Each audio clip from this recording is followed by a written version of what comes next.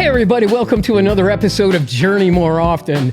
My name's Gary Moore of Journey More Often, and I have with me Matt and Carin from Greico Funeral Home. And let me tell you, this is going to be one of the more interesting conversations you'll ever see on Journey More Often YouTube channel, which is at Journey More Often, by the way.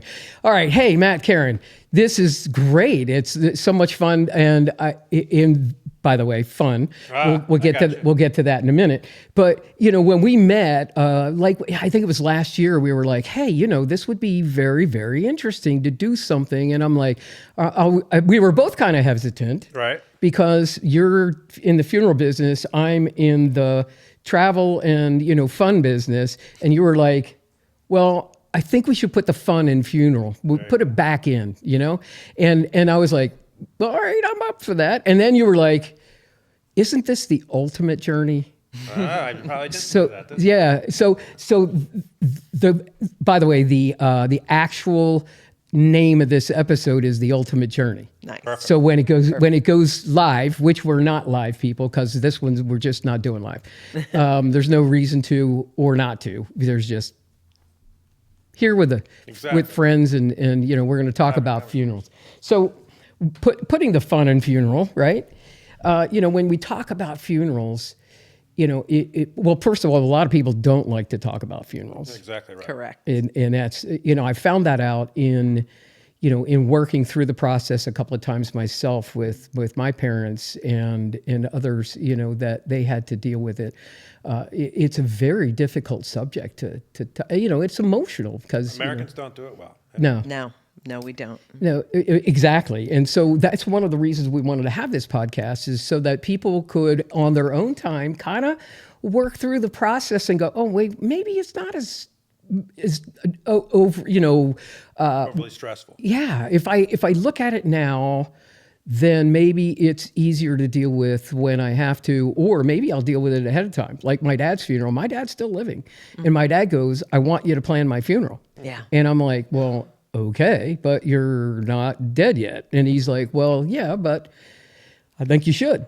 And that generation does that. And more are too. Yeah. And we'll get into it a little bit later, but the previous generation actually bought like a whole sea of plots in a cemetery like that. Nowadays we just buy one when we need it kind of thing. Mm-hmm. Yeah. But here we are. Let's, part of what we're trying to do is take the mystery out, right? Mm-hmm. So how do you guys actually do that? Because... Well, by way of introduction too, Gary, let me just give you a brief background of who we are. Yes. Mm-hmm. So we're at my office here in Kennett Square, as you know, 405 West State Street. Been a funeral director here in Kennett now for almost 30 years, and I have a location in Quakertown, PA as well. With us here today in the other office here is my sister, Susan. She's our business manager. And then Carin and I are the ones that primarily meet with our consumer families, if you will, our client families who are experiencing loss or prearranging, as you said. Carin is our director's assistant, celebrant, and advocate of green burial. We might touch on that. Mm-hmm. And I've been a licensed funeral director and celebrant now for many years as well. So. But yeah, how do we get past what was our first line item here to talk about? The mystery of what we do and why we talk about it at all or in advance. And I think it's because, as I said earlier, death is a taboo topic for so many people. And so, you and I have known each other for years, and when we're out and about, Rotary, dinner, what have you, it is a topic that comes up all the time. They see Matt or Carin and like, oh, this is a time to talk. We're like giving them permission to talk about this creepy topic when we're out and about socially. And so we embrace it all the time. So I think that's the one thing, is that, we encourage people to talk about loss, right, what their experiences have been, so we can take care of some of the taboos right up in front, right? There's so many mysterious things about what we do. We don't feel it should be a mystery because, And so here's the most important thing we talk about, is that grief is a journey. It's for the survivors, and it's a powerful thing that affects all of us at one point in our lives. Yeah. And so to be prepared that it's going to happen, mm-hmm, and to embrace that it can be a beautiful time in one's life, in the life of a family, to come together, to remember, It's like a reunion, and to heal so we can live our lives, go on and live our lives. That's the biggest scary taboo part of death, is that, oh, it's going to paralyze us and we're never going to be able to function again. No, no, no. This is what we're here to do, is empower people to grieve so they can heal. Carin, do you want to add at all to that? Yeah, I'm just going to add. So, yes, agreed with everything that you said. The more people come in who want to have conversations with Matt about pre-planning, discussing their own wishes, they're helping themselves to start to wrap their heads around their own inevitable passing. They're helping their families.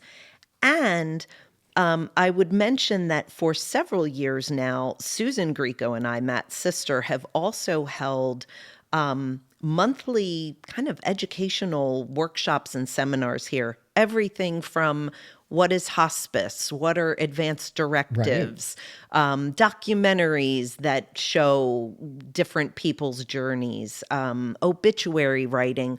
All of these topics that we've presented, again, we offered in a way to help people start to wrap their heads around it, come to some kind of awareness of it. And all those little things we find really, really help. And ultimately, when the day does come, it seems to ease the process for everybody. Right. When they have taken some time to talk about it, think about it, and plan for it.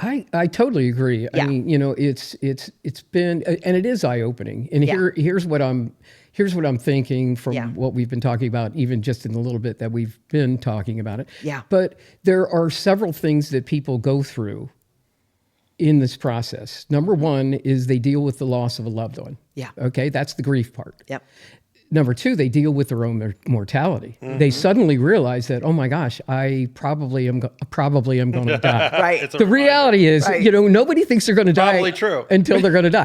Yeah. So they're like, they have to deal with their own mortality. And the third thing is they have to deal with all the details of both of that. And the details are not just emotional or inside you. The details can be as simple as, which casket do you pick? Yeah. I never asked the loved one, how they wanted to be buried, whether it was okay to be cremated or whether we should put, whether they should be in a casket, whether it should be open casket, Right. and I never asked them, during that time frame. So, when you're looking at all these things, what you are telling me is that you take away the third part.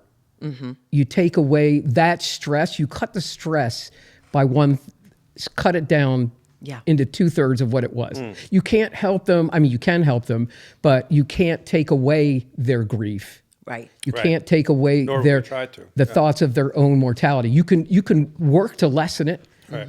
But a lot of that is, honestly, it's up to the individual, because some people, just need to grieve a lot.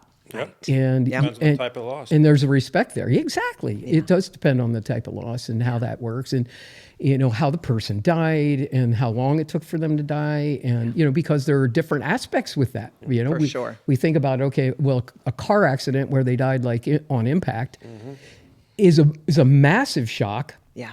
Because you just lost them, and now now the survivors, they didn't have time to think about it at all. Correct. If somebody has, and by the way, no death is really good, but if they had some sort of longer term illness, right. Like for instance, like my mother had dementia and Alzheimer's. Okay, well, the reality of it is, I lost my mom probably 2 years before she actually passed. Right. Yeah. And so it wasn't like I didn't shed a tear for her during the funeral, but I had already spent 2 years of grieving. Correct. Yeah. And so it was ultimately easier for me emotionally, because I knew she was already gone, so to speak. Absolutely. So there's that kind of reality that people deal with, and you help them through that. Well, we look at ourselves, Carin and I say it all the time, as much as event planners as we are funeral directors and counselors, right? It's an important event, and all those details that you mentioned are absolutely part of the process that can be overwhelming to a family.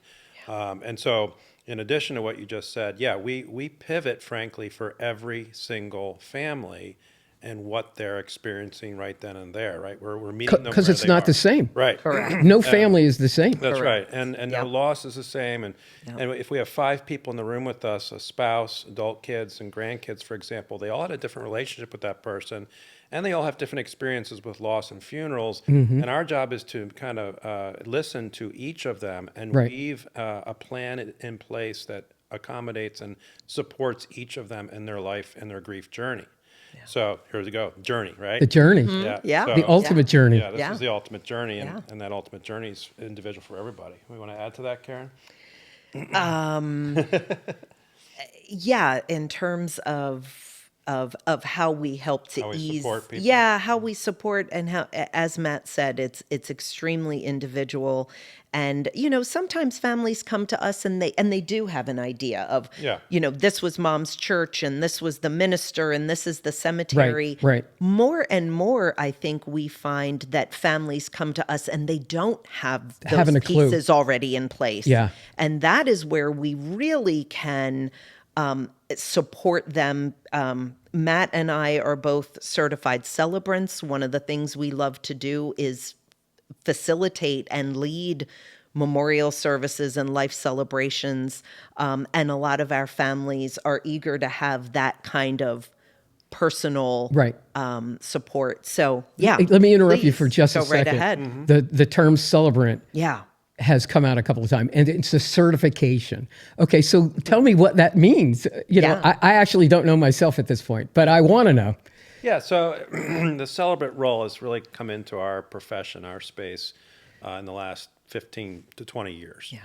As we all know, growing up in our generation, we all saw funerals with a minister, a priest, a rabbi, etc. It was pretty cut and dry. It was pretty black and white. Yeah, It was yeah. mostly religion, less about the person's life. Nothing wrong with that. It worked for decades and generations, but we see the next generation wanting something more about the person's life story. Okay. And as the next generations are less churched, although there's a movement there coming back a little bit, and if someone passes, there's a disconnect in that family's mind on, okay, mom's died, but we don't go to church, so now what? So the celebrant Right, role kind of right. came into play. Yeah. And so by definition, we simply say, hey, as a celebrant, we're here to share the story of someone's life. We're going to interview you, the Smith family, take anecdotes and stories about your mom's life.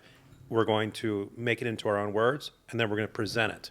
And the beauty of it, too, we're going to present the life story, the journey of mom's life in words in 15 to 20 minutes. Wow. And people love it.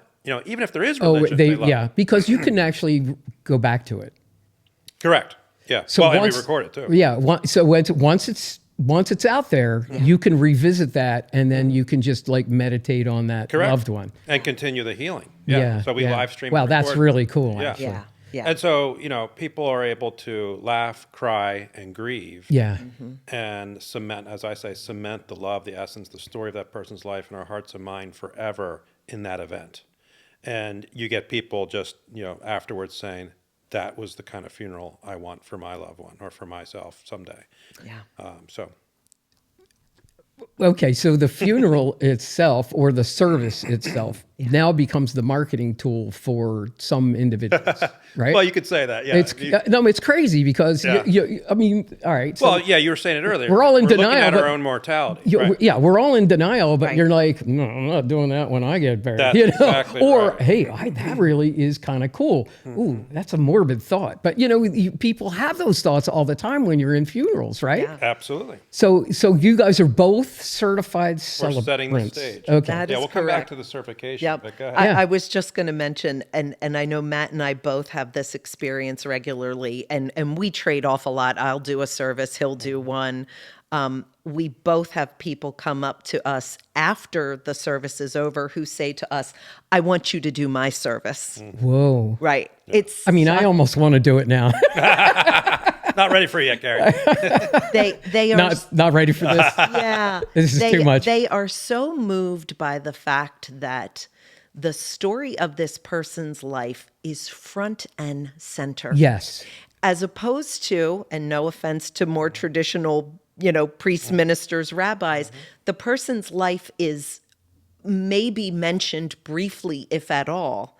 And the celebrations that Matt and I do, it is front and Yeah, center. yeah. Everything about that person is being celebrated. And people respond to it. They love it. And they come up to us and say, I want you to do my service. Right. Yeah. And they'll also say, "Oh, you clearly knew Bob." And I might say, "No, actually, I didn't." Right. Right. But we took our time. I do to get to now. know who he Right. was. And I do now. And Yes. I wish I knew him personally. Absolutely. Yeah. Yeah. We get really tight with our client families. Yeah. It's really a bonding scenario. Yeah, listen, I was sitting in the front room Right, you waiting, overheard, yeah. waiting, and so I'm like 15 feet away. Yeah. But I heard the conversation, and it was basically a very. It was casual like this is, but it was also one that you were just drawing out bits Right. of information as you were going along, Right. and that's the key, right? So if you want to celebrate a person's life, you have to draw out those little anecdotes or those things that happened. I mean, everybody's got something ridiculously funny. Yep.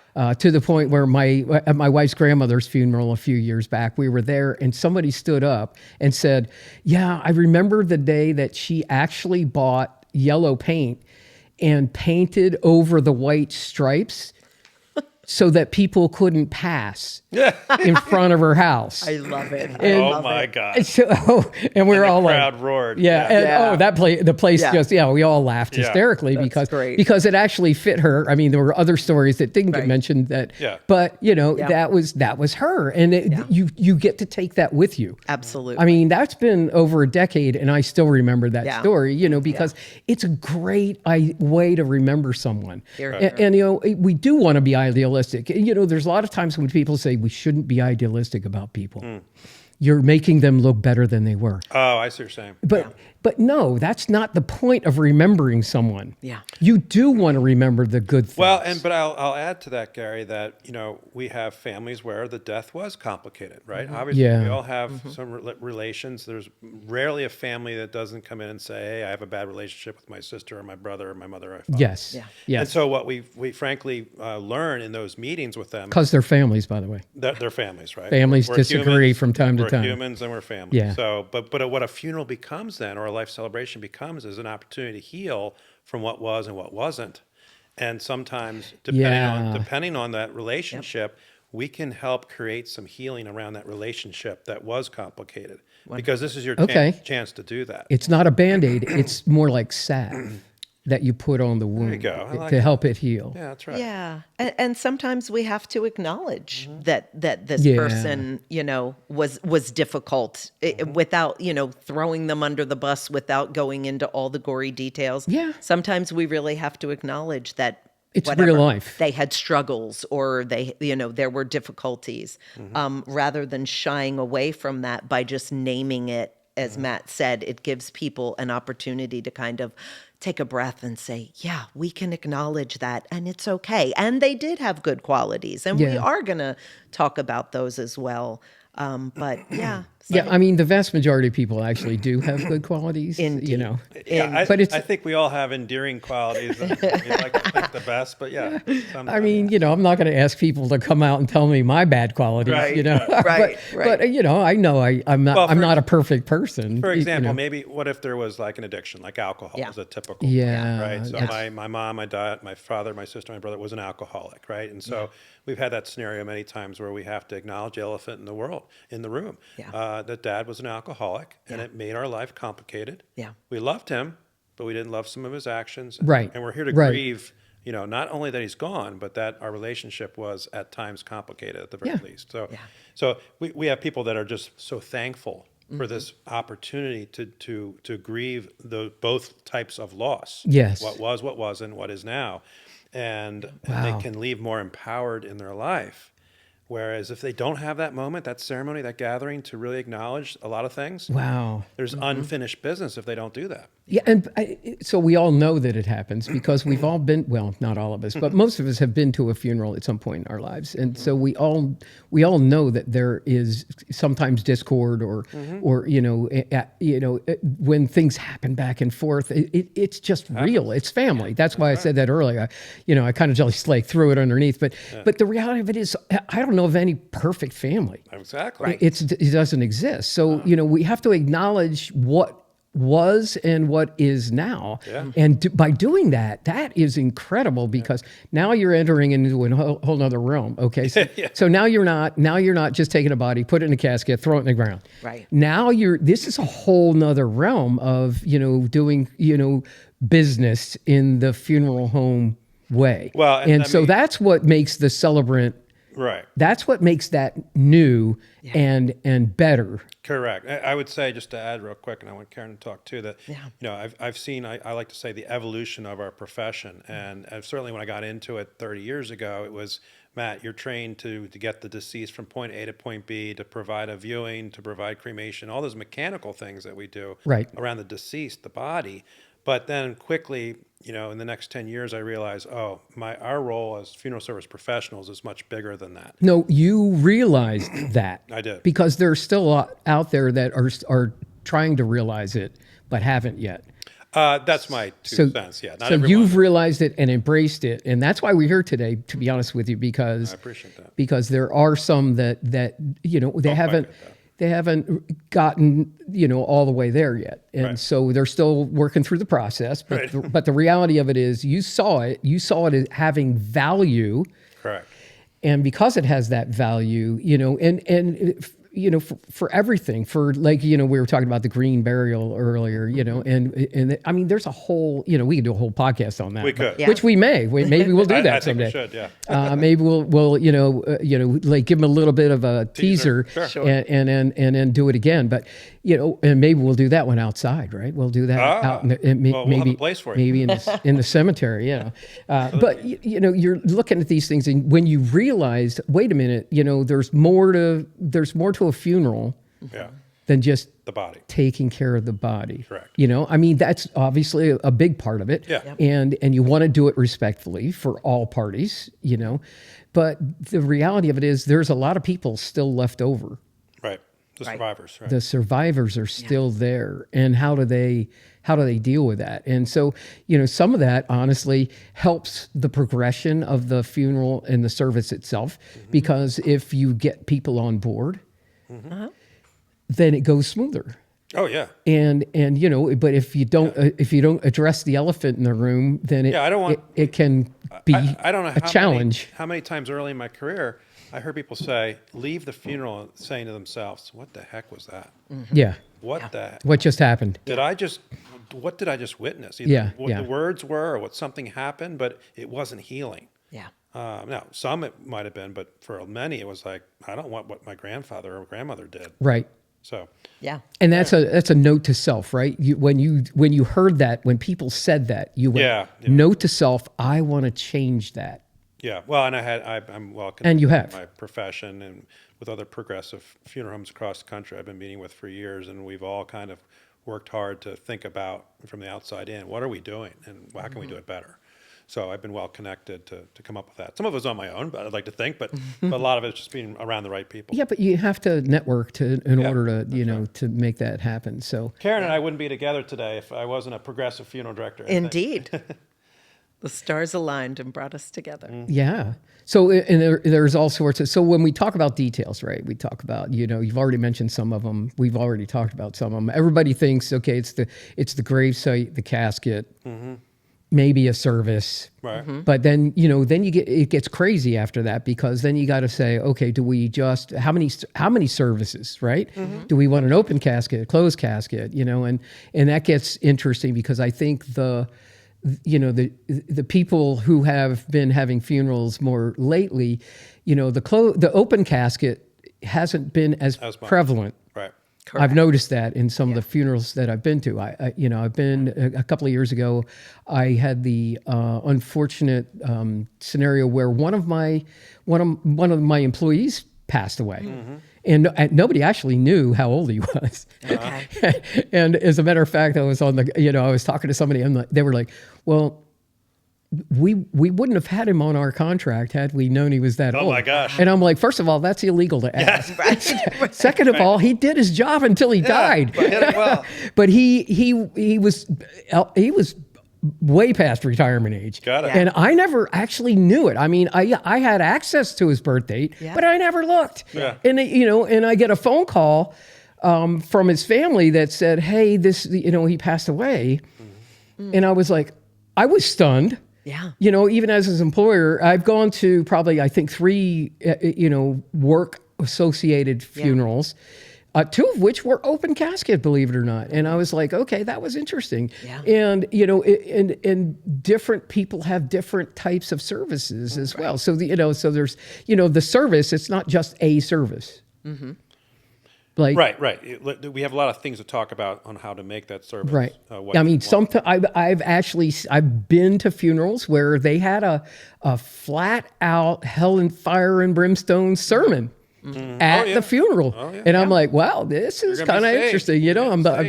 I'm wondering if they're going to do an altar call here, with Joe in the in the casket and that's down there. Still a big thing in the South. For example. And I could see that. But but there's all these different things that people want, and you have to like sift through all. Well, I think what you're right? alluding to, and I'd like to hear Karen's thoughts. Yes, on this please. Too, but I'll say it this way: that yes, people come to us from all walks of life and backgrounds, and with religion and the viewings or funerals or not, and they're confused. And so we have to sometimes interview them and ask them to really think about funerals they've been to and what they liked or didn't like, in order for them to make a decision on what they want to do next.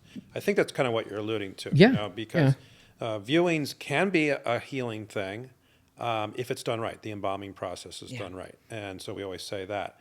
But we have to empower the family to make a healthy decision. And what we say or don't say can impact that decision and make the experience good or better based on that conversation. Right. So, right. I mean, I'm going to throw another factor in that you may or may not be aware of, Gary, which is that we have a fair number of families who come to us after someone has died, and they are fairly certain that they are not doing anything. That dad didn't want a funeral, we want to honor his wishes, and so they walk in the door, and all of that is off the table. We're not doing anything.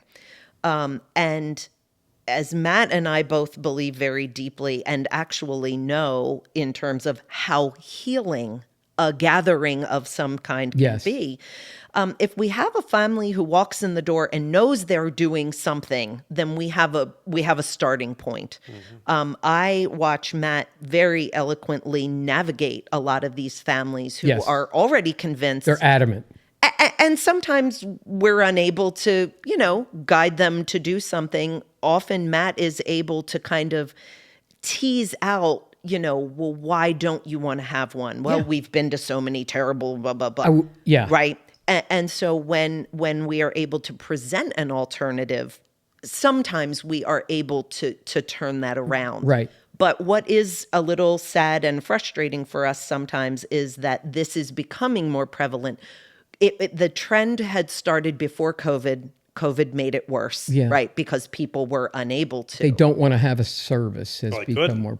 Well, then they could. Right. Yeah. And so that kind of exacerbated that trend. So since, COVID just kind of jump-started it, if you will. Right. But here's what if I had to think about it a little bit, which I'm not in the funeral home business, but if I had to think about it a little bit as a potential client, no, as an actual client, actually. It's never going to happen to you, Gary. Oh, wait, there's the disclaimer. But a lot of those people remember like all the bad funerals. Right. Yeah, correct. And the loved one who passed also remembered, it's just a hole in the ground in my casket. Yep. What's the point? That's all they're thinking. But now you've just touched on it. We haven't actually talked about it yet. You've just talked about, okay, what's the purpose of all these, of the event? Because the event spans days, sometimes weeks. Planning. Right? So what's the purpose of it? And who's it for? Right? Because the event isn't specifically for the deceased. That's right. Correct. That's a small It's actually more for the survivors. Correct. Yeah. Right. And so that, that's an excellent point, that, you have to talk them through because they're just thinking about the person who deceased and what they wanted, and we don't need to do anything. That's right. you know, and some of it may be money driven. Some of it may not be money driven, but you know, but there's all sorts of reasons why they're not going to do anything. It's mostly about an historical event of some sort, probably a funeral that they didn't like, and that's all they ever remember. Absolutely. Right. I mean, because up until recently, funerals were just blah. They were gray. They were perfunctory. They were. They didn't have. There was no fun. Yeah. Sorry, but I had to throw that in there. Yeah. And you know, and when I say fun, I mean, okay, let's call fun. Celebratory. In this case, in this case, no fun meant huge stress. Oh yeah. And it's just like it's another chore I have to do. Now they're not necessarily thinking of it as a bad chore, but you know, it's tough. It's a difficult chore. Yes. You know, it's like any other chore that you've been involved in. You know, if you think of a household chore that you absolutely hate to do, it still has to be done, and you still do it because that's what needs to be done. We have folks leaving here relieved that it wasn't Bing. the funeral of the past. Yeah. That the actual planning process in our room with us was actually meaningful and healing in and of itself. They leave this meeting and the funeral ceremonies relieved, and they've started the healing process. Right. And they didn't get that in the past. No, because It was cooking. there was no way to get that in the past. It wasn't set up for that in the past, right? It was To the set up degree to. it is today, I think. Yeah. No, now it's moving definitely in that direction. So, I'd like you to know, think so, yeah. more recent funerals have been, you know, I've seen them be different. You know, you get people, you know, they get up and talk and share a real great story that of. I do want to say, though, I don't want to generalize too much. In the past, you know, having been a funeral director for 30 years, you know, I saw tons of healing with the body present and ministers doing their thing. We want to be very clear. Well, I have so many minister friends, and there is still a place for that, for absolutely. sure. And I know some really good ministers. And as a matter of fact, one of them is going to speak at my dad's funeral. I've already arranged it. Yeah. Exactly. And so I know there's a place for that. I'm not saying that at all. So thank you for bringing that up, because I'm not saying, okay, we push this out and we bring this in. No. It's all together. Right. It's all together, and it can work all together. And honestly, I was at a friend's funeral in the 90s. 1,000 people showed up. Oh, yeah. Wow. Yeah. And, you know, they had to actually have it at a church that was large enough, you know, because you have to go somewhere, right? Yeah. So he was in the church circles, and they actually, it was a very large church. Yeah. And it was standing room only. Yeah. You know, and people, they did ask some people, like they actually went and found the people that would have those good, heartwarming or funny stories to relay. Yeah. But they didn't let that open to the public, because that would have been a free for all at that point, unfortunately, you know, because you have 1,000 people there. You could have 100 people getting up and you know, people are nervous when they get up to speak.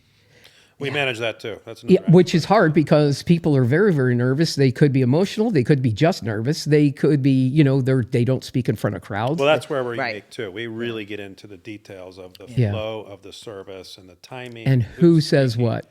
Yeah. Right. Yeah. Making sure they're coached on how to do it, because you don't speak at a funeral every day. We do. So we really coach families and the guests that are going to speak in advance of the event. So Yeah, and I just wanted to reiterate as well. Yeah, for people who have a faith tradition, a church, a pastor, if that is what is meaningful for them, then by all means, we are here to support them to carry that out. I think where Matt and I come in as the celebrants is for the families who don't have that. That's right. And who are really looking for an alternative. I could see how both could live together. Oh, we always do. Easily. You know, I could see how that could work together without a problem. Yeah, because So- a church-going, faith-based person is going to find their healing through church, minister, and God. Yep. Someone who's not churched, we can't change that overnight for them to find God, church, and minister. So we become someone who can help fill that gap for healing, for grieving. Yes. Plus, for whatever reason, they may have had a bad experience with church, and so they're like, you know, I'm not really into that at this point in my life, and you know, you have to meet them where they're like at. all these people, you have to meet them where they're at. So, you know, that's and the celebrant part comes in there really well, because there isn't there isn't a theoretically or prescribed, solution. We're giving to them permission to grieve, and this is the way we can give them permission to do That it. is so cool. I mean, it's very fascinating to hear because, and that's why I think the success of this in the industry is probably going to be amazing, It's been overall. All my progressive Yeah. friends in the profession Yeah. have celebrants on staff now. For Yeah. sure. If they So when don't, you they're- get to that point, I could see how this is just going to blow up in a good way. yeah, it has. Yeah. Yeah. Because, people, We become more relevant now, frankly. in my lifetime, going to a funeral, if you just know the person, Yeah. but you don't know the person, Yeah, if that yeah. makes sense. Oh, yeah. It was like a fifth cousin or somebody's a friend of somebody's friend of somebody's friend. You learn a ton at a good funeral Yeah. Oh, about the deceased. you learn If the celebrant's done their job or the Yeah. minister's done their Yeah. job, people leave saying to themselves, "I had no idea." and I wish I knew them now. Right. Right. Man, I'm sorry they're dead because I wish I knew them.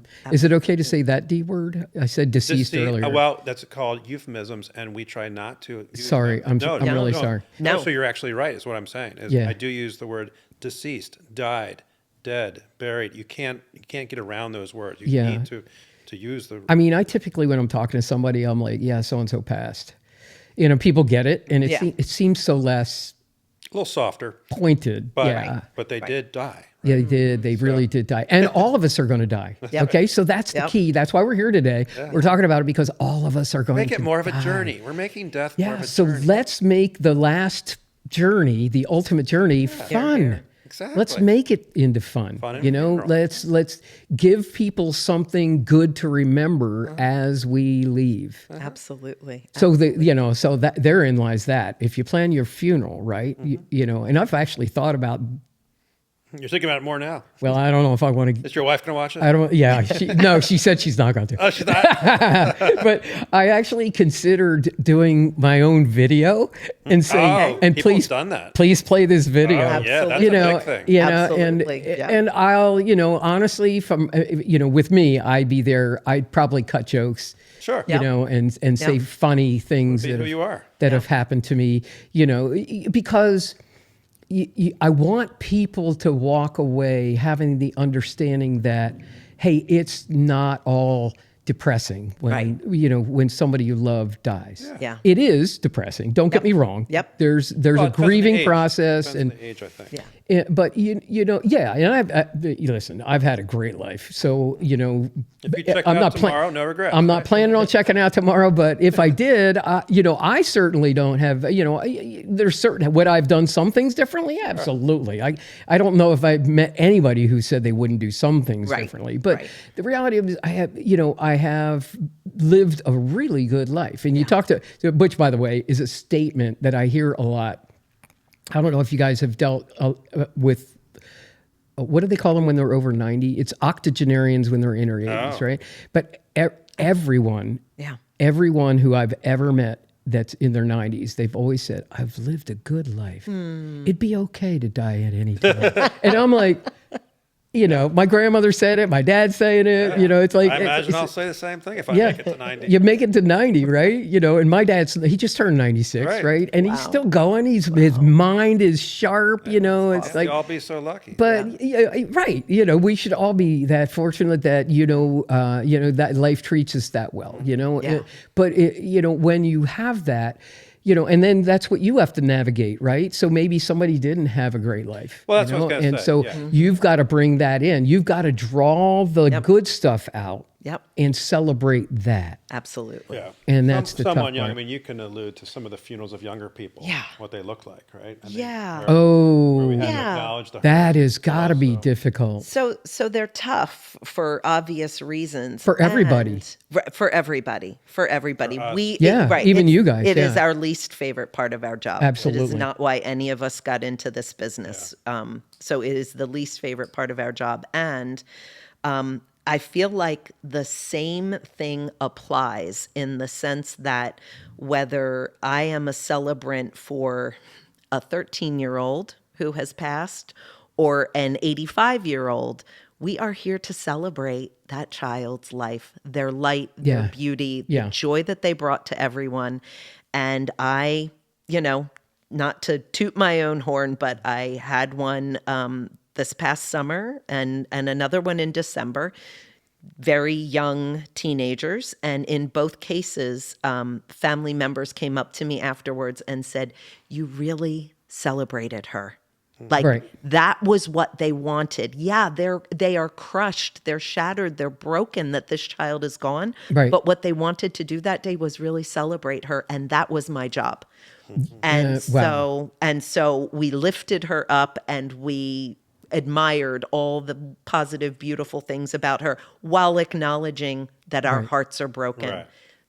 Both. And right? that lifts up Both. the survivors as well. Oh, You know, It's- when you hear that celebration, that lifts Yeah. up those who are still around, right? Right. And they're in the room and they're listening. Yeah. well, they come to that funeral just completely broken, Devastated. Yeah. Yeah. So we I can't do- imagine. Yeah. Well, and so No. Karen and I put so much thought into the words we choose Yeah.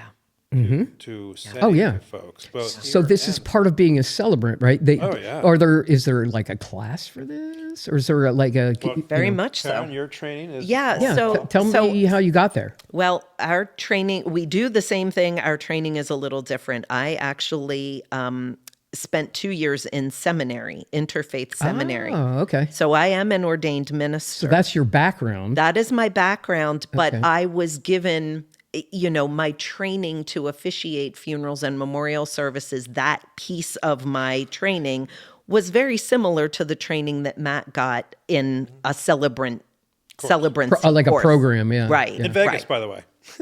where everybody goes to get trained for something, right? It's a 3-day course in Vegas. It was they yeah. offer the course all over the country. I'm sure that's a whole nother podcast there. Indeed. Yeah. But- yeah.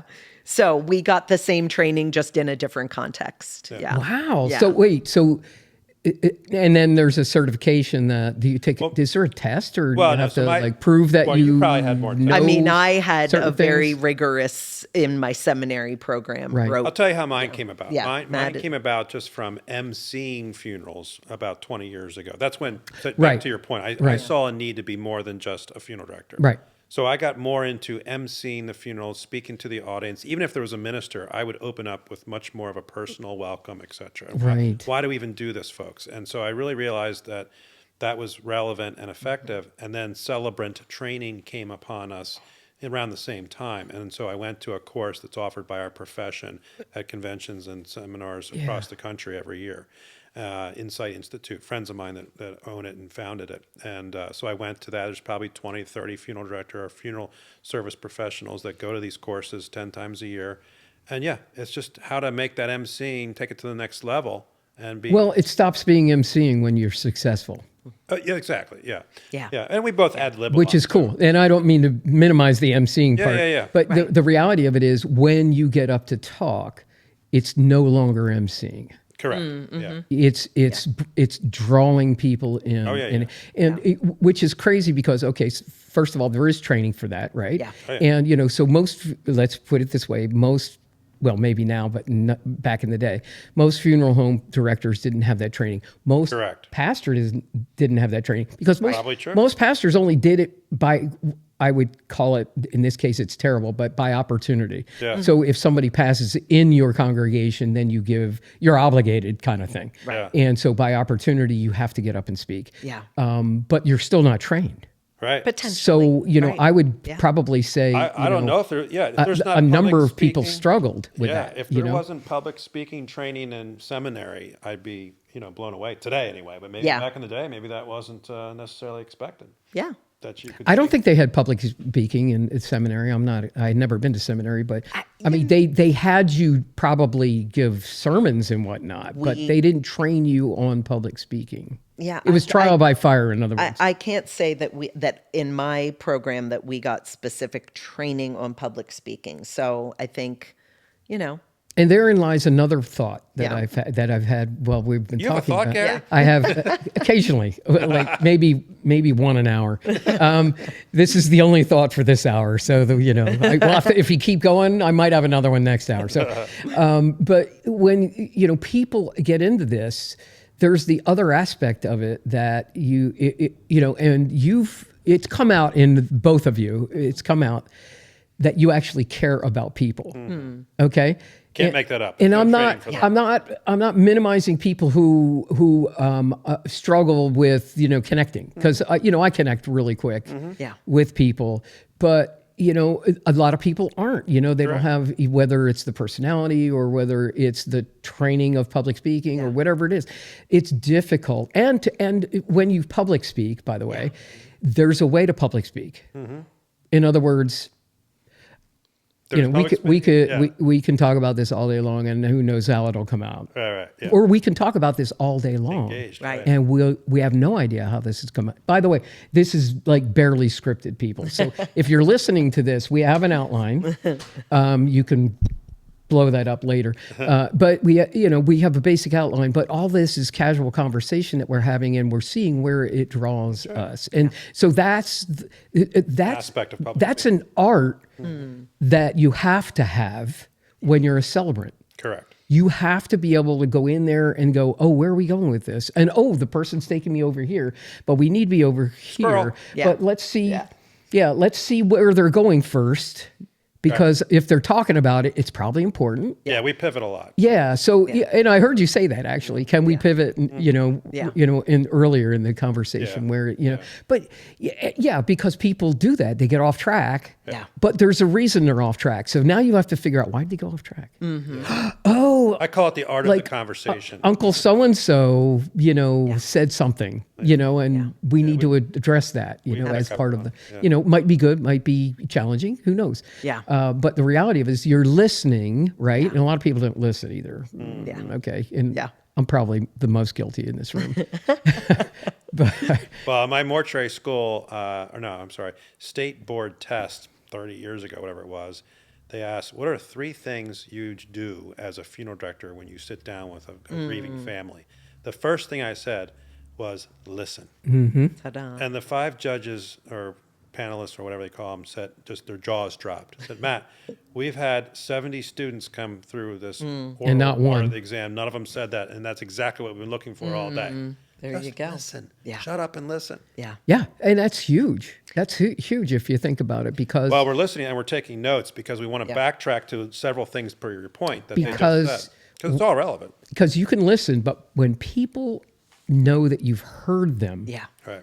Yeah. Amayo Angelou. wow. People will forget what you said, they'll forget what you did, but they'll never forget how you made them feel. That was my email signature for years. Yes. Maya Angelou, the famous poet, Yeah. Yeah. who passed a few years ago, and I love that, and it's so true. For Well, our it's very profession. poignant. I mean, and the point is not going to be lost, because people, when you walk away from a conversation, Yeah. whatever conversation it is, How'd you leave them? you guys will walk away from this conversation. You'll have an opinion. Doesn't matter. Gary's amazing. Whoop, whoop.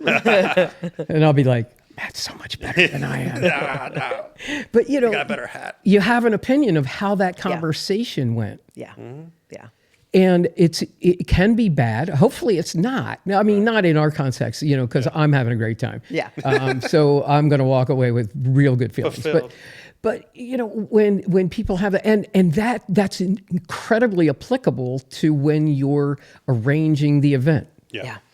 Yeah, we want people to know that they've been heard. Yeah. And and to know that they got as much information as they needed. Correct. Like if they walked away, if they walked away and didn't know about the green part Right. of that, what could have happened, Right. then they're like, oh man, I wished I'd have known, we right? bring up But green all the time. But you're bringing up everything. You're giving them. You're not steering them to green. You're bringing up green. So therein lies. Okay, so like my dad wants a traditional funeral, but part of it's green. So we're doing. We're kind of doing a match. Like a hybrid. Yeah. Thank you. Yeah. For that word. I Yeah. sometimes We got the words, Gary. We got it. Yeah. So, but having the understanding and the knowledge of that is part of what you like project to other people. You go, okay, so these are your options. Yeah. And, we're not here to tell you which direction to go into. Correct. We're here to guide you into the direction that you want to go into. We And are guides. Yeah. That's exactly what we are. And Yeah. so We're that, advocates to effective healing. and Did I say that with a nice voice? too nice, You're too advocates nice. for effective healing for you, the client family, the You're- grieving family. You're, Father, my nickname. I might have to cut that My out. nickname is Father Greico Sarducci. Saturday Night Live. Father Greico Sarducci. Yeah, well, we may. Come on, keep that in there. Well, no, I'm not gonna. No, I'm just. It's only going to get clipped on the ends to Okay. when I push the button Got and it. when I push the It's all button. relevant. Yeah. So wow. That, What else do you want to hear about? So Yeah. I do. Well, we now that we've brought up the green thing and that how you bring up the green thing, let's talk about the green thing and what the green thing is. I've mentioned green thing. It's not a thing, but so talk about what being green is. We'll give you the high level version. It's not. We'll do another podcast. You're not bringing in Kermit the Frog to do the. not. So, If they want. well, we could. Yeah, I guess that's true. So the nutshell is that green burial, also known as natural burial, is legal in all 50 states. It is legal here in Pennsylvania where we are sitting, and it is not a new concept. When we talk about natural burial or green burial, we are talking about what all burial was up until around the time of the Civil War or the turn of the century. Okay. Yes. So it's an unembalmed body in a biodegradable pine box or wicker casket going directly into the ground. Right. So there's no vault, there's no liner. It's just the body, the biodegradable casket, shroud, box going straight in the ground. And that is legal. That is, people are always like, but that's not legal. Actually, it is. There are cemeteries, existing cemeteries that allow it. They are what are called hybrid cemeteries. Right. So they'll have the monuments and the headstones and the vaults in one part of the cemetery, and then they may set aside a section over here where they allow people to just go directly into the soil. How do you know where they're at? Like, do you put, So do you put trackers in there or something? you mean, how do you know where the bodies are? Yeah. Well, because if it's just no. grass. The cemeteries have what are like plot plans, so they know exactly where those people are. Some of those cemeteries may also have markers at like a little flat marker at each, but some may not. And some of the bigger natural burial grounds might be 10, 20, 50, 100 acres. Those actually will give families a GPS coordinate so that they can get back to that. But even those cemeteries would have records. they're going to geocache the loved one. Yeah. Geofencing? Yeah. Yeah. Wow. So- okay, so that makes sense because you can follow it on, if you have a smartphone, you can, Correct. Right? You Correct. Can just find it. So the whole idea is that, burial as we do it now, I refer to it as modern burial because these practices with steel caskets and concrete vaults it's a modern evolution. It's people often refer to it as traditional burial. Technically, natural burial is a traditional burial, and what we do now is very modern. But it's very expensive. It's hard on the planet. It's resource intensive. We take all these materials and we put them in the ground Forever. Cremation is also not green. Matt owns and operates his own crematory, and so we are very aware of the environmental cost of cremation with natural gas being burned, pollution. So that's not a green option either. Well, so there are filters on that. Yeah, but There are. it's still the amount of heat that comes out. Oh, yeah. Insane. Well, Yeah. think about it. Yeah. You Yeah. have to, Yeah. 1,600 degrees for Yeah, 2 I mean, hours. and the point you bring up is excellent because up until like the last 100+ years, it was basically a wood box in the ground. super simple. And super simple. And as Yeah. hard as it is for us to believe, because movies and TV series are not accurate, they're probably never going to exhume your loved one I don't think ever. not very often. Right? Highly so unlikely. 99.99999, you could take that out, probably 100 digits are going to stay in the ground once they're buried. Correct.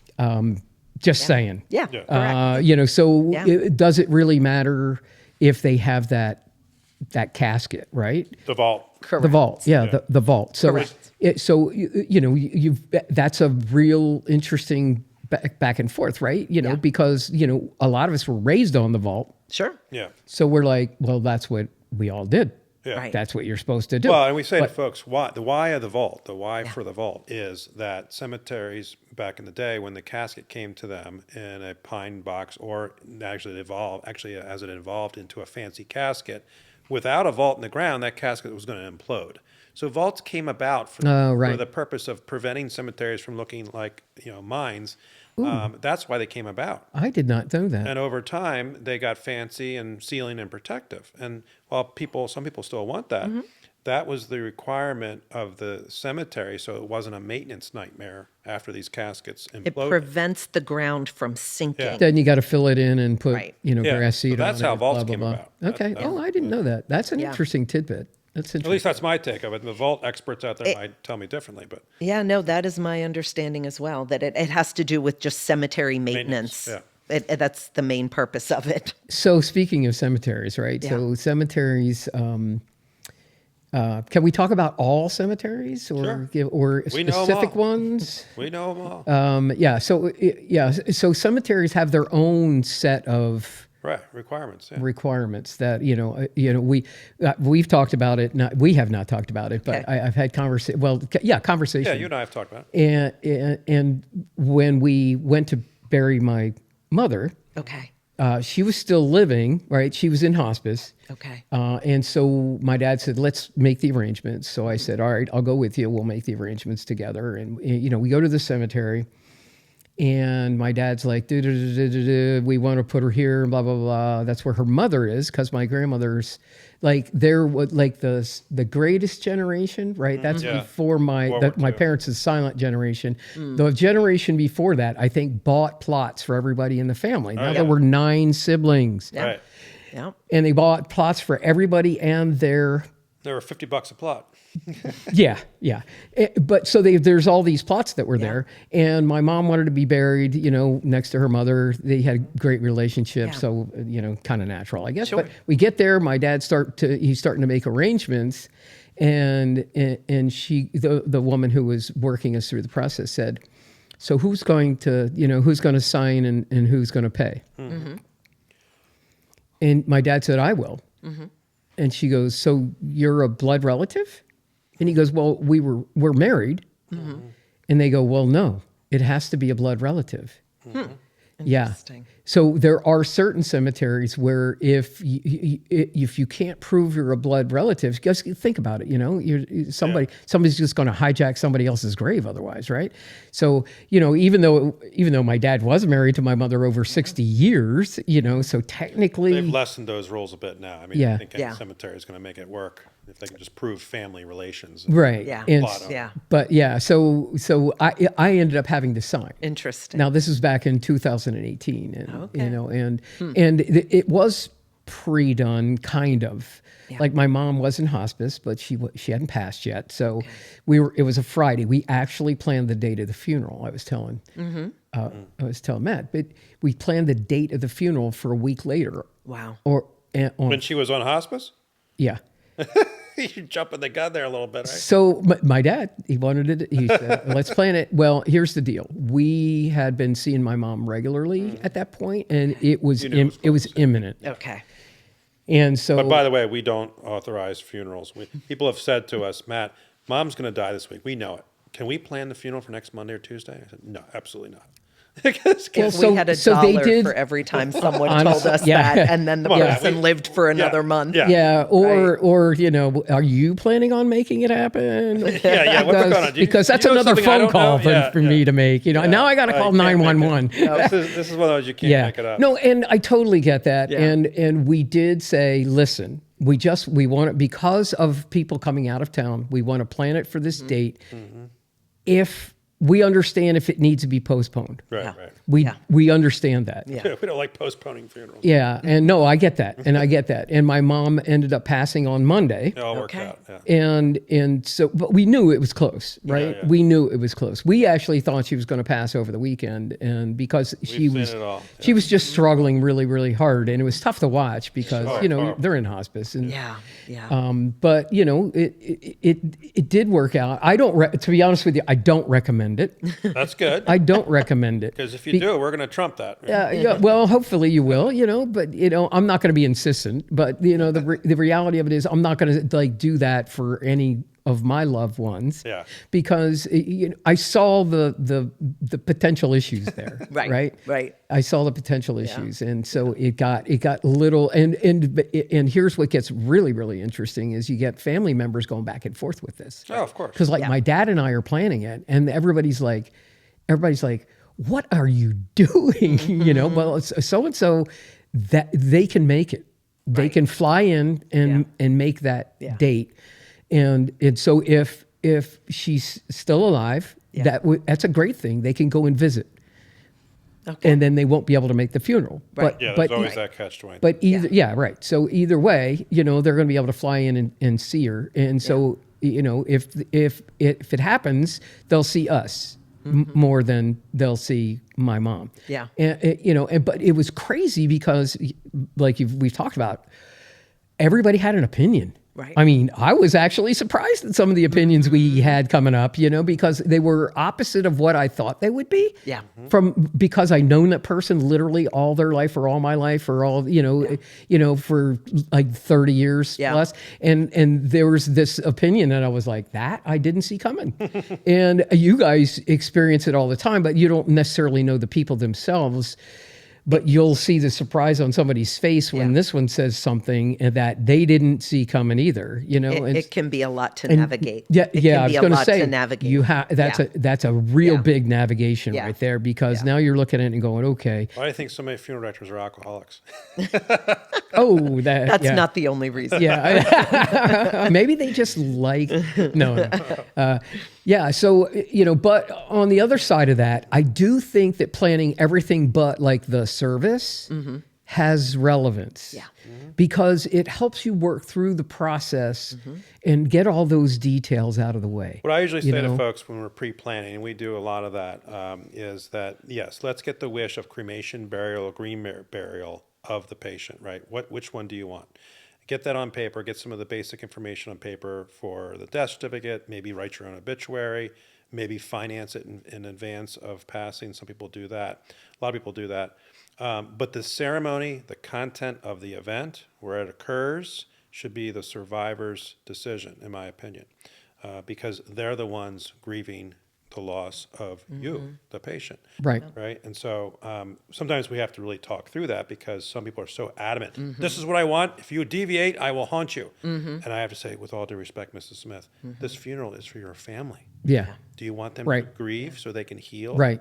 Yeah. And then they're like, oh, I guess it's not about me. Yeah. Well, it's in part about you. But and on the other side of that, I've had those conversations, and sometimes people need the blunt truth, if you will. Sure. And I used to sing in a lot of weddings when I was younger. Okay. So I probably in a 5-year period, I probably did about 60 weddings. Wow. And like it was like all weekends through the summer, sometimes 2 in one day, I used kind to of play thing. 10 weddings a year on trumpet. Yeah, exactly, exactly. And one time, one of the parents was going on about something, and so I'm just the observer because I'm there for I'm just the observer. We're good. We're good? We're good. You've got about 30 minutes. Okay, good. We're all good. We're going to go that long? No, probably not. I looked him straight in the eye. Yeah. And I said, hey, I know I'm a nobody here, but I want to say one thing. This wedding is for the 2 people that are getting married, and it's whatever they want. Right. And I'm willing to sacrifice to whatever they want. Good answer. And Good answer. and I think whoever's invited to the wedding has been blessed with being able to watch the wedding. Yeah. Because they didn't have to invite anybody. Correct. thoughts. Right. Yeah. And so I talked to the guy. He was a friend of mine, right? So he had written a poem, by the way. He had written a poem. I wrote music to the poem, and I sung it directly to her, like kind of a Cyrano de Bergerac thing. Yeah, yeah, So he's yeah. standing here, I'm standing and singing in back of him and looking at her. Yeah. He's looking at her. And we did say that it was a poem that he had written. Sweet. And the moment was extraordinary. You know, but there was this is just awkward. I'm like, it's awkward for me. What are you talking about? I'm not marrying her. Yeah. You know, Yeah. you know, so I talked to him later and he goes, I'm so glad you spoke up because and I said, you know, I had nothing to lose. I'm never going to see I'm never going to see these people in my life. Right. I'll see you and her, but I'm never going to see anybody else in this, you know, unless something happens. Right. Yeah. But that sometimes you have to, you know, and it's one of those things where, you know, sometimes the as they're departing, somebody will want, I want this, and this. And it sometimes it doesn't even make sense. Right. And you honor as much as you possibly can. Right. We've learned to have the courage to just speak up and speak what we know, right? We've been doing this for many years, and we have a quiet confidence in suggesting things to folks in a way that lets them pause and ponder a little bit, that their thought on what they thought was right for years may be okay, but there might be a better way of looking at it. Yeah. Why? I didn't have that early in my career, but now, you know, I have the knowledge of years of experience behind me to make suggestions when people are adamant. Yeah. Making when the survivors are able to make those decisions about what music, you know, what poems do we want to read? Right. You know, who gets to speak? Where are we having it? It is, as you know, we've used this word many times. It's therapeutic, right? Yeah. It's them, you know, looking at their loved one's life and pulling out what they found most meaningful. Right. And when we're talking about fun and putting the fun in funeral, I feel like a lot of times the music is where people sometimes can have a lot of fun. And sometimes the anecdotal stuff is fun and as well, 100%. And when you add when you add all that in, and then so when they're planning, and this is the benefit of planning, right? When they're planning, they get to see that up front. Yeah. So now, 1, 2, 3, 5 years from now, right, when that loved one does die, deceased, passes, when the loved one is no longer with us, they already know, and they can, like in their heart, like, I've planned this. I've gotten through that part. I don't need to do that part now. Yeah. And it's going to be cool to watch it all unfold because we've already figured it out. Now, they might tweak it, you know, maybe a different song or something like that. But, you know, for the most part, it's all going to be done. Yeah. So they can just focus on the rest of the survivors and interacting with them and dealing internally with their own grief, whatever that is. Like you said, I always knew, you know, that everybody grieves differently because, you know, a spouse is going to grieve differently than a child, than a parent, than a sibling. Right. Everybody grieves differently. Yeah. But you know, but it enables us to not have the stress of silver or black casket, or, you know, I mean, it sounds insane, but it's really stinking stressful if you're doing it on the fly. Right. Well, and it's for both the survivors and the patient, right, or the persons who they're prearranging for. I have so many people that leave here after a prearrangement, especially if their death is imminent, right? They're sick or they have cancer or whatever. Wow, yeah. And they're actually prearranging, not just like estate planning, but because they're going to pass in the next weeks to months. Yeah. And their death is so stressful. The thought of their own death is so stressful that until they sit down with us and talk about the event, the memorial event, the funeral, with their loved ones sitting by their side, you know, it's more they can bear. When they leave here, they realize, you know what, I'm okay. I can pass with some peace, knowing that my family's got this, that my funeral director's got this, and I can rest. I can start to rest now. And so that's what's crazy about the ultimate journey is that all of that is the fear of the unknown. Yeah. You take some of that unknown away. Would you do that with all these places you talk about with your podcast? So to make travel more easy, is that what you're doing? Well, we do. We try and make travel more easy so Take the people mystery out of travel. people can avoid things like getting to the airport and having an expired passport. Right. You know, or not. By the way, I actually I was planning a trip for work, and I was going to a country that required an actual physical visa inside your passport. Okay. And they and that had to go to the embassy, Okay. Local embassy. It was the country's embassy in this country, and when it got there, they actually they sent it back, and they said you don't have enough pages in your passport to travel to our country. Interesting. And I was like, I've got 3 open pages. Now, mind you, that's how much I traveled Right. in the previous few years. And I had 3. I said, your stamp's your visa's gonna take up 1 page. And they were like, not enough. Wow. And I'm like, okay. So those are the kinds so they don't do it anymore. Yeah. Now you have to actually get a second passport and carry both. Oh, I don't know if you have to carry both. Yeah, I think you do. But anyway, you have to get a second passport. But back then, they actually allowed, the government did it. They sewed extra pages into my passport. So I've kept that passport as a souvenir kind of thing because obviously it's expired by then. Yeah. But, these are the kinds of travel things that we do related to practical things that we talked about earlier, or, if you have like a couple of bottles of wine, what's the best way to bring them home without like shipping them? Because it's Just drink 'em. stinking arm and I bring them home. Just drink 'em. yeah. So we had a case of, well, maybe not a case of wine, but we had some wine. Yeah. And we had to do it in such a way that it was cheaper for us to buy a third suitcase, Pack it in. pack it all Are we in. going down a rabbit hole here, Gary? Yeah.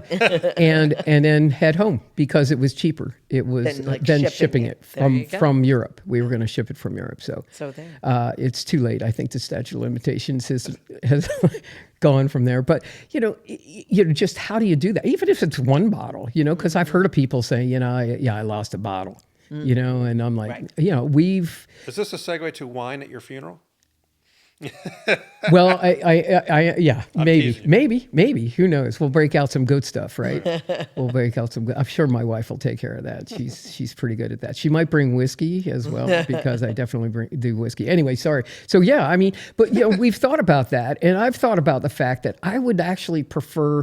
Now, I don't want to have a wake because, I thought about having a wake kind of scenario, but there's always this. I've already got what your funeral's going to look like. In the back of my mind, I don't want to take everybody to a bar and then have everybody crying in their beer. That's if they do actually grieve for me. But or maybe they'll be celebrating the fact that I'm gone. Who knows? Can we have another one? Your funeral's going to be a snippet of your 1,000 podcasts, all in one movie. Ooh, yeah. That would be Gary's fun. finest podcast There you go. at his funeral. Yeah, well, Or that's at the it's reception. like this one and another one. No, I'm just kidding. But yeah. All right, Gary, what are your final thoughts on this? So my final thoughts are, the takeaway. Yeah. The takeaway is that we shouldn't be worried about what it means to work through the funeral process because it is the unknown, but we've seen enough of them to know that what we want and what we don't want. And I think that it's important that to have that conversation before you're in a stress-induced situation. And so if you can have it up front, you can plan it all out, and then once you're there, you can actually walk away with the comfort of knowing that if something happens, planned or unplanned, in other words, you know what I'm saying. Right. Some people, I always use the thing, I could get hit by a bus tomorrow. And we Unlikely because I'm never near buses, Right. but things like that. You don't know. Nobody knows the timing of their own demise. Right. Oh, another D word. Another deal. So nobody knows that timing. So as a result of that, you want to make sure that you've got that figured out before somebody else has to figure it out for you. Yeah. Correct. And I think another big takeaway is the funeral itself is for the deceased. Yeah. Or for the living. No, the arrangements and the rest of the event we call it- are for the living. Well, we